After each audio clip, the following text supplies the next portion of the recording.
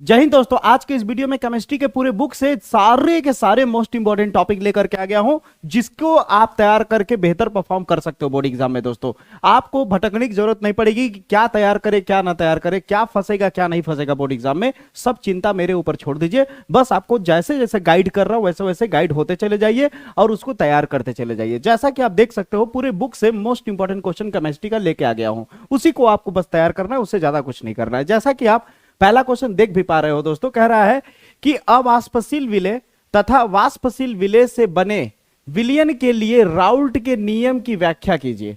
Raoult के नियम की व्याख्या कीजिए और इसका गणितीय रूप भी लिखिए। ठीक है, ये सारा कुछ मेरे विलियन वाले वन शॉट वीडियो में आपको मिल जाएगा। आपको भटकना भी नहीं है, अब प्लेलिस्ट एकदम प्रॉपर बना हुआ है। ठीक है, जो मुझे फॉलो करते हैं स्टूडेंट वो जान भी रहे होंगे। ठीक है, यानी भटकने कहीं जरूरत नहीं है, बस आपको जाके तैयार करना है और रटना भी नहीं पड़ेगा। इतने सटीक तरीके से आपको समझाया हूं दोस्तों। ठीक है, फिर अगला प्रश्न आप तैयार करोगे, मोलरता और मोललता की परिभाषा दीजिए। ठीक है, मोललता और मोललता की परिभाषा दीजिए और इसमें अंतर स्पष्ट कीजिए। ठीक है, ये प्रश्न जरूर पूछा जाता है, बोर्ड एग्जाम में आने का चांसेस बहुत ज्यादा है दोस्तों। ठीक है, जैसे राउल्ट का नियम इंपॉर्टेंट है, उसी तरह मोललता और मोलरता की परिभाषा भी इंपॉर्टेंट है, ये आपको पूछा जाता है बोर्ड एग्जाम में।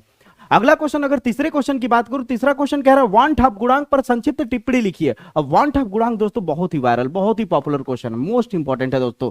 हर साल बोर्ड एग्जाम में पूछा जाता है, हर साल ये फिक्स है कि आता ही आता है दोस्तों। इसलिए दोस्तों इसे किसी कीमत में आप मत छोड़ना। ठीक है, चौथा क्वेश्चन की अगर बात करूं तो चौथे क्वेश्चन को अगर आप ध्यान से देखो दोस्तों, तो चौथे क्वेश्चन को अगर आप ध्यान से देखो, चौथा क्वेश्चन क्या है, परासरण दाब को परिभाषित कीजिए। परासरण दाब जरूर पूछा जाता है, ये भी बहुत ही वायरल क्वेश्चन है, डायमंड क्वेश्चन है दोस्तों। परासरण दाब पे जरूर क्वेश्चन आता है। ठीक है, कह रहा है कि परासरण दाब को परिभाषित कीजिए और आप कैसे प्रदर्शित करेंगे कि परासरण दाब एक अणुसंख्य गुणधर्म है। ठीक है, आपको पता होगा अणुसंख्य गुणधर्म 4 होते हैं। ठीक है, कितने होते हैं? 4 होते हैं। कितने होते हैं दोस्तों? 4 अणुसंख्य गुणधर्म होते हैं। पहला आपका क्वथनांक में उन्नयन, दूसरा हिमांक में अवनमन, तीसरा आपका क्या कहते हैं परासरण दाब, चौथा वान ठाप गुणांक। ये सारे जितना बता रहा हूं ये अणुसंख्य गुणधर्म के अंदर आते हैं। ठीक है, ये सब भी एकदम step by step proper video मैंने बना रखा है, एक एक देख सकते हैं थंबनेल विलियन वाले चैप्टर का, एक एक टॉपिक पे एक एक वीडियो प्रॉपर मैंने बना रखा है और उसमें न्यूमेरिकल भी कराया है, यानी रिलेटेड न्यूमेरिकल के साथ टॉपिक को समझाया है। इसलिए इसे किसी तरह मिस मत करिएगा दोस्तों। अगर आपने देखा है तो अच्छी बात है, नहीं देखा है तो जरूर देखिएगा। ठीक है, फिर उसके बाद देखिए इसको अथवा में भी पूछ सकता है कि परासरण दाब की परिभाषा लिखिए, डायरेक्ट ऐसे भी, जैसा कि यहाँ पे आप देख सकते हो 2025 के कोड नंबर केसी में पूछा गया है। तो इस बार चांसेस इस तरह के प्रश्न के आने का ज्यादा है। ठीक है, ये वाला प्रश्न किसी कीमत पे आप नहीं छोड़ेंगे। ठीक है, अगले प्रश्न की अगर बात करूं तो अगला प्रश्न क्या कह रहा है, पांचवा, वाह आई गया आखिरकार। कह रहा है कि क्वथनांक में उन्नयन से आप क्या समझते हैं। ठीक है, इसी की बात कर रहा था मैं, क्वथनांक में उन्नयन से आप क्या समझते हैं। क्वथनांक में उन्नयन और विलेय के मोलर द्रव्यमान में संबंध स्थापित कीजिए। ये क्वेश्चन अगर मैं कहूं 2026 में, तो 2026 में आने का चांसेस बहुत ज्यादा है, इसलिए इसे किसी कीमत पे आप नहीं छोड़ेंगे दोस्तों। ठीक है, इसे किसी कीमत पे क्वेश्चन को नहीं छोड़ेंगे, समझ आई मेरी बात है, इसे हर हालत में आप तैयार करेंगे। अगला क्वेश्चन आप देखिए, बस जैसे मैं प्रॉपर गाइड कर रहा हूं गाइड होते जाइए, उसी तरह से आप तैयारी करिए, आपका मार्क्स खराब नहीं आएगा, इतना भरोसा दिलाता हूं मैं। आपका मार्क्स आपकी उम्मीद से ज्यादा बेहतर दिला के दिखा दूंगा, ये चैलेंज करता हूं मैं, बस आप फॉलो करते रहिए। ठीक है, अब अगला छठवां क्वेश्चन देखेंगे तो कह रहा है हिमांक में अवनमन, हिमांक में अवनमन की व्याख्या कीजिए। हिमांक में अवनमन तथा विलेय के मोलर द्रव्यमान में संबंध स्थापित कीजिए। अगर आप नोटिस करें तो अभी मैंने जो अणुसंख्य गुणधर्म बोला था कि 4 होते हैं, चारों मैंने क्वेश्चन इंक्लूड कर दिया। देख लीजिए, क्वथनांक वाला हो गया, हिमांक वाला हो गया, 2 हुआ, वान ठाप गुणांक भी हो गया 3, चौथा परासरण दाब। ठीक है, इन चारों में से पक्का आपके पेपर में फंसेगा, ये लिख लो स्टाम्प पेपर पे। ठीक है, बस आप तैयार करो। अगर 7वें प्रश्न की बात करूं, 7वां प्रश्न क्या कह रहा है कि मानक इलेक्ट्रोड विभव की परिभाषा दीजिए और निर्णय समीकरण को लिखिए। वाह, बहुत ही प्यारा क्वेश्चन है, बहुत ही इंपॉर्टेंट क्वेश्चन है। निर्णय समीकरण जरूर पूछा जाता है, निर्णय समीकरण जरूर लिखने को देता है दोस्तों, और ये इंक्लूड किया है, इस बार आने का चांसेस बहुत ज्यादा है, दोनों साथ में आएंगे। ठीक है, कह रहा है कि मानक इलेक्ट्रोड विभव को परिभाषित कीजिए एवं निर्णय समीकरण दीजिए। ठीक है, ये काफी समय से नहीं पूछा गया है, तो इस बार आने का चांसेस 2026 में 100% बनता है कि ये 90% से ज्यादा चांस है कि इस बार के बोर्ड एग्जाम में आएगा दोस्तों। ये सारा एनालाइज करके क्वेश्चन लाया गया है, ऐसे ही हवा में तीर नहीं मारा जा रहा है। ठीक है, क्योंकि आपके भविष्य का सवाल है, इतना थोड़ी ना कोई गिरा हुआ है कि चंद व्यू पाने के लिए कुछ भी ले आकर के आपको दे दे, आप तैयार कर लो भरोसा करके और एग्जाम में ना आए तो आपका भविष्य खराब हो जाए। नहीं, ऐसा नहीं हो दोस्त, आप अपना भाई समझे हो, आप मेरे ऊपर भरोसा किए हो, तो आप लोग मेरे भाई बहन जितने भी इस वीडियो को देख रहे हैं, आप मेरे ऊपर भरोसा कीजिए, भरोसा नहीं टूटेगा, ये आप बात मान के रखिए। ठीक है, आप फॉलो कीजिए बस। ठीक है, जितने भी चीजें लेके आ रहे हैं इसके पीछे मेहनत है दोस्तों, इसके पीछे प्रॉपर एनालाइज करके क्वेश्चन लाया जा रहा है, ठीक है। पूरे सैंपल पेपर से छाटा हुआ मोस्ट इंपॉर्टेंट क्वेश्चन है, ठीक है, तो चिंता की कोई बात नहीं है। 8वें क्वेश्चन की बात करूं तो 8वां कह रहा है कि सेल के विशिष्ट प्रतिरोध और चालकत्व की परिभाषा दीजिए, ठीक है। सेल के विशिष्ट प्रतिरोध और चालकत्व की परिभाषा दीजिए, ये भी आप छोड़ेंगे नहीं, पूरा क्वेश्चन या तो स्क्रीनशॉट लेते चले जाइए या तो इसे नोट करते चले जाइए वीडियो रोक रोक करके, ठीक है। 9वां प्रश्न जो है आपका कह रहा है चालकता को परिभाषित कीजिए तथा चालकता एवं प्रतिरोध के मध्य संबंध स्थापित कीजिए। ये भी प्रश्न बहुत ही वायरल है, ये दोनों क्वेश्चन लगभग सिमिलर ही है, ज्यादा अंतर नहीं मिलेगा, इसे जरूर तैयार करिएगा, ठीक है।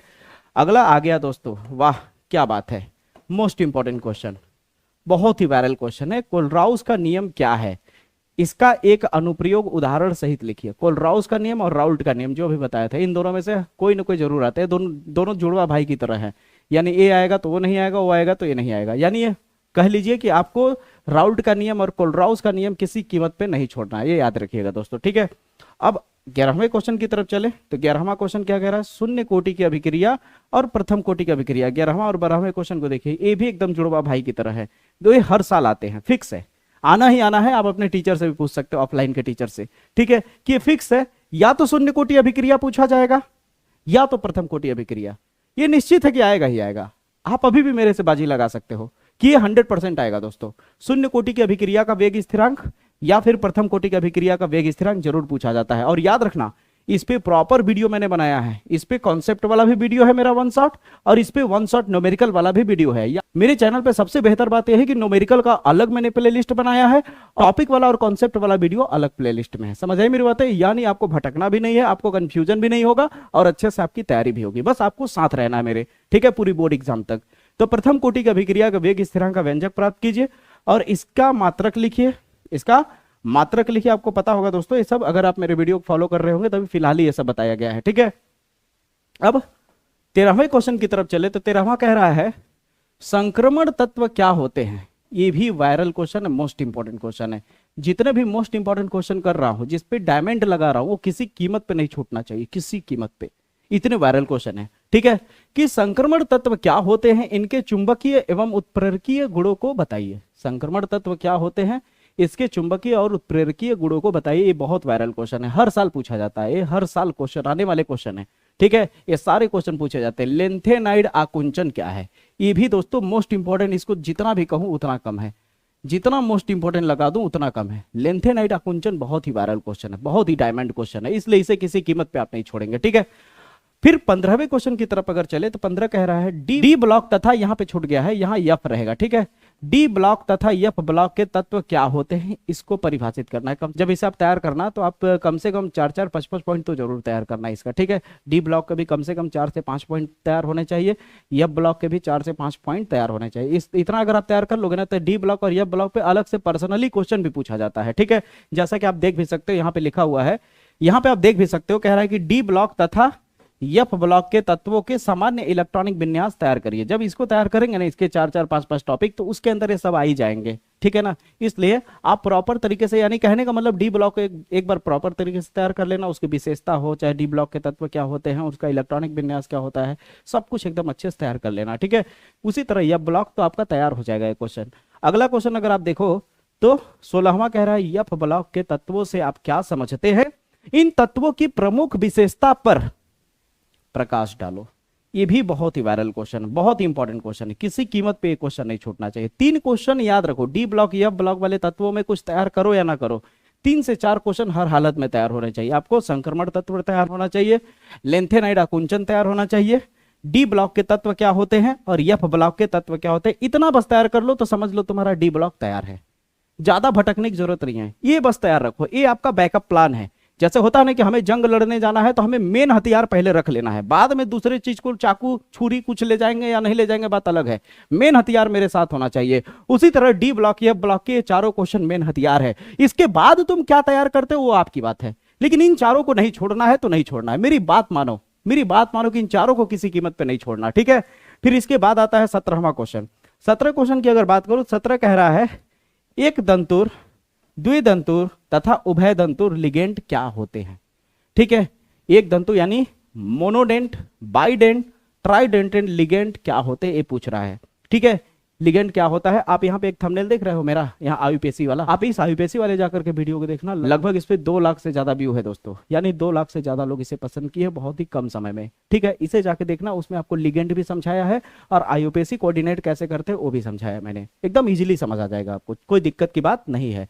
ठीक है, अब आती है 18वें क्वेश्चन। 18वां क्वेश्चन कह रहा है किलेट प्रभाव से क्या तात्पर्य है। ये भी बहुत ही वायरल क्वेश्चन है, डायमंड क्वेश्चन है दोस्तों। स्टार कैसे बनता है रे भाई, ऐसे बनता है। ठीक है, ये डायमंड क्वेश्चन है। ठीक है, कह रहा है कि एक उदाहरण देकर के समझाइए। बहुत ही वायरल, बहुत ही पॉपुलर क्वेश्चन है, इसको छोड़ना नहीं है। अगला क्वेश्चन आ रहा है दोस्तों, लिगेंड क्या है तथा आवेश के आधार पर लिगेंड को बांटना है। तो लिगेंड को आवेश के आधार पर बांटोगे तो 3 तरह के होते हैं, उदासीन होता है, धनात्मक होता है, ऋणात्मक होता है, सब बताया है मैंने, चिंता मत करिए। ठीक है, आप जाके प्लेलिस्ट में तो एक बार जाइए। ठीक है, और जो नहीं बताया गया वो बहुत जल्द बता दिया जाएगा। ठीक है, तो यहाँ पे लिगेंड क्या है, आवेश के आधार पर लिगेंड को वर्गीकृत करना है। ठीक है, ये आपको तैयार करना है। लिगेंड पे भी क्वेश्चन आते रहता है, इसलिए लिगेंड वाला मैंने क्वेश्चन शामिल कर दिया। अब आती है बारी, यहाँ के जो 3 क्वेश्चन है ये किसी कीमत पे नहीं छोड़ना है। ये उप संयोजन वाले चैप्टर से सब छोड़ दो, लेकिन इन क्वेश्चन को छोड़ दोगे तो बहुत पछताओगे। बैलेंस बॉन्ड थ्योरी, जिसे आप हिंदी में क्या कहते हो, सहसंयोजकता, यहाँ पे है ना, संयोजकता आबंध सिद्धांत कहते हो। ठीक है, अगर ऊपर देखो तो कह रहा है उप सहसंयोजन यौगिक के संदर्भ में क्रिस्टल क्षेत्र सिद्धांत, यानी CFT भी कहते हैं इसे शॉर्ट फॉर्म में, क्रिस्टल फील्ड थ्योरी कहते हैं। ठीक है, ये दोनों, और आपका वर्नर सिद्धांत, वर्नर थ्योरी, ये तीनों किसी कीमत पे आप मत छोड़ना। जैसे डी ब्लॉक में मैंने बताया ना कि दुनिया इधर की उधर हो जाए, लेकिन वो चारों क्वेश्चन आपको तैयार रहने चाहिए, उसी तरह ये तीनों क्वेश्चन आपको तैयार रहना चाहिए। इतना आप तैयार कर लो, आपका डर खत्म हो जाएगा। आप बोर्ड एग्जाम दे करके आओगे ना तो आप खुश हो जाओगे कि विजय सर ने ऐसा बताया और वो वाकई में फंसा।